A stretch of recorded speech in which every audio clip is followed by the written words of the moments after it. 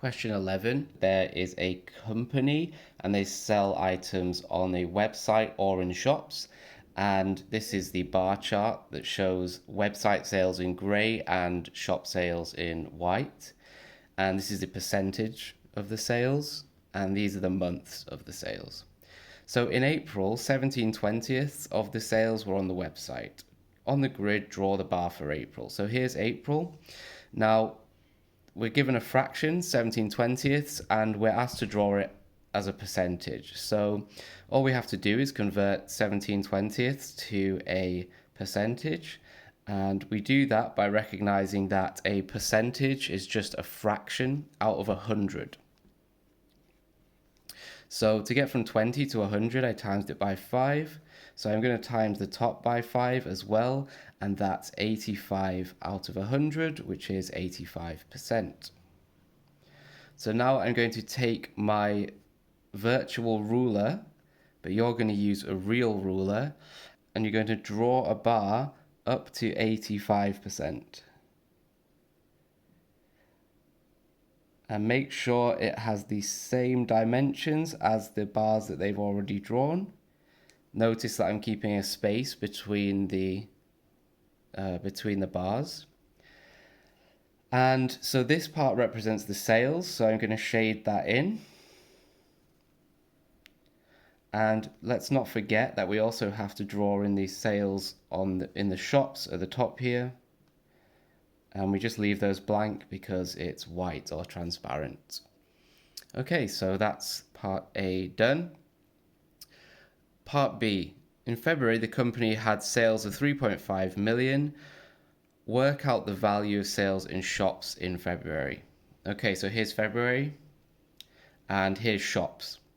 So how much is that? Well, if we look over here, we can see that the sales in shops in February represents 40%.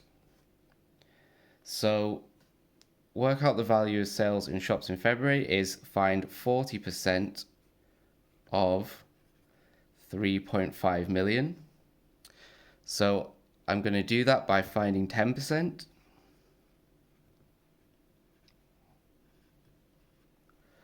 And I'm going to times it by 4,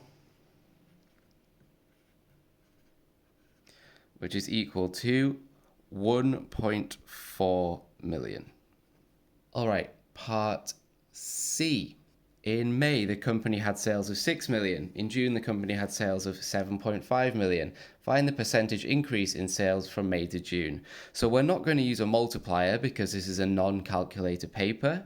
Instead, what I'm going to do is I'm going to find the difference between the sales after the increase and before the increase. So 7.5 minus 6 means that the increase was $1.5 million.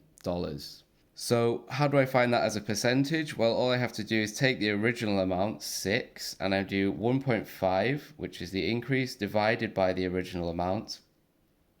And that gives me a fraction with a decimal. So I'm going to simplify this fraction.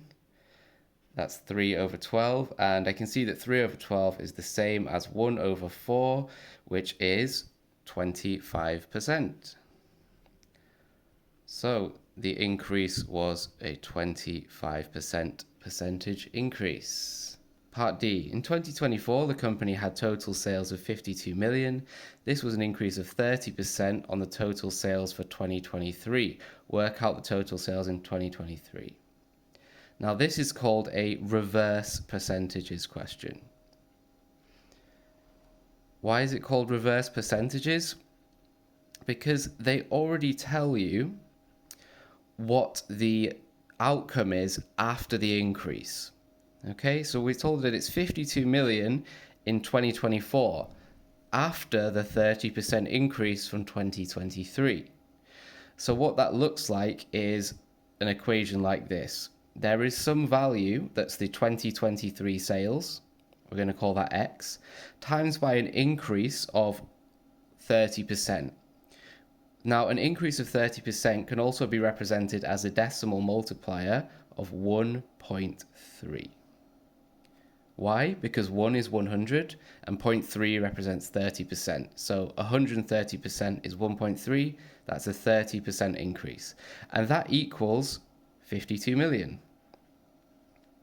So what we have to do is rearrange this equation to get x. So the sales in 2023, aka x, is equal to 52 divided by 1.3.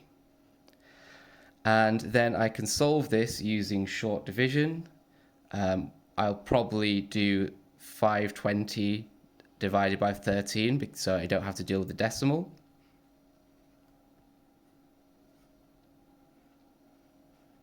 Thirteen into 5 goes 0 times. 13 into 52 goes exactly 4 times. And 13 into 0 goes 0 times. So the answer is 40 million.